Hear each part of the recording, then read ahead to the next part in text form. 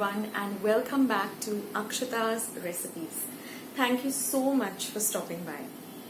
Well, now with Diwali just around the corner, today I'm going to be presenting to you a very simple and delicious Diwali treat, something which you can make very quickly and keep it on your lovely Diwali tray and make your family and guests happy. Or many people exchange Diwali treats with neighbors and family and friends. So this will definitely make your Diwali tray look beautiful, and everyone is going to say, wow, these naan katais are amazing. Yes, you guessed it right. Today I'm going to be showing you how to make some very easy eggless naan katais. No butter used, and they're so light and beautiful that anyone is going to think that you got them from outside, and they're super simple to make.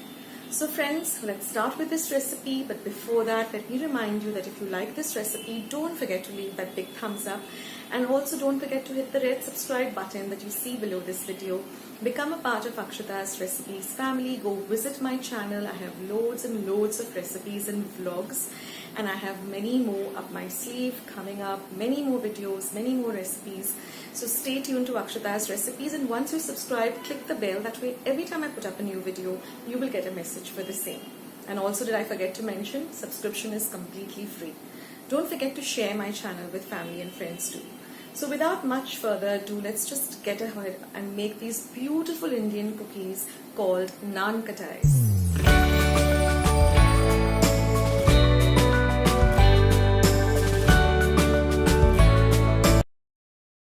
So let's begin making these amazing Indian cookies, naan katais. Now here in a large bowl, I'm going to be sieving 1 cup of all-purpose flour or maida. It's very important to sieve the maida and all the other ingredients, because then we'll get really beautiful, soft, light and airy naan katais. I'm also going to be adding 3/4 cup of powdered sugar, and I'm going to be adding about 1/4 of a teaspoon of baking soda. So we're going to sieve this in very well, and we're also going to be whisking it well together. Now I'm also going to be adding 1/4 of a cup of very fine semolina or rava. Once all the ingredients have been sieved, just take a spoon or a whisk and mix everything well together. We want all of the ingredients to integrate very, very well. Now I'm going to be adding a teaspoon of elaichi powder or cardamom powder. This is homemade. All you have to do is peel about 4 or 5 cardamoms and just smash them up in a mortar and pestle or in a mixer and get a very fine powder and add that too. And the last ingredient that goes in is just 3/4 cup of ghee or clarified butter. So first we're going to whisk everything together so they start coming together, and then with your hands you're going to knead this dough into a soft dough, and the ingredients all come together really well. So very gently just knead everything to a nice soft dough.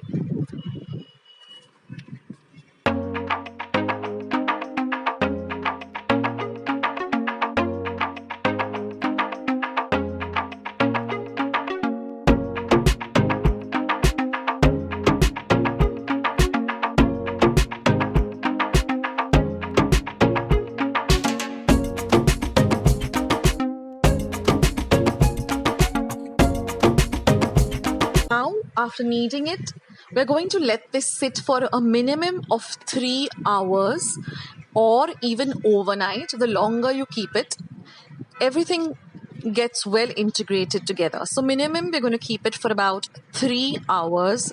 We're going to rest the dough. Now, after 3 hours, or even if you can keep it overnight, we're just going to give it one more knead and bring everything well together. And at this time, you can preheat your oven to 180 degrees Celsius for about 10 minutes. Now I've also lined a baking tray with some baking paper, and then with this dough we're going to make even size small balls and place them, keeping them a little bit apart from each other. Try to make them of the same size or similar size. Just roll them out into small balls and place them on the baking tray.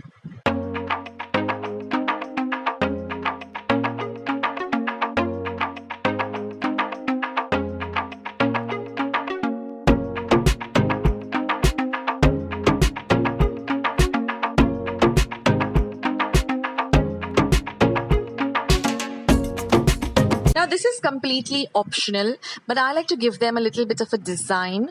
So all I do is I just press them down with a fork, and that gives it a very beautiful design. This is purely optional. You can leave them just as they are.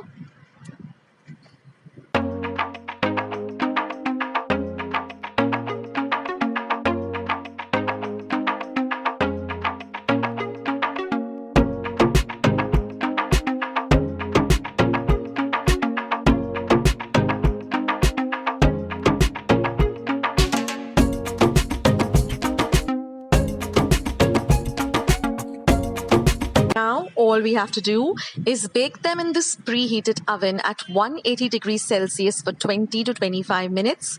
Now every oven is different, so please keep an eye on them. Let them not turn too brown or get burnt, but let them just be, nice and light. And here they are baking in the oven.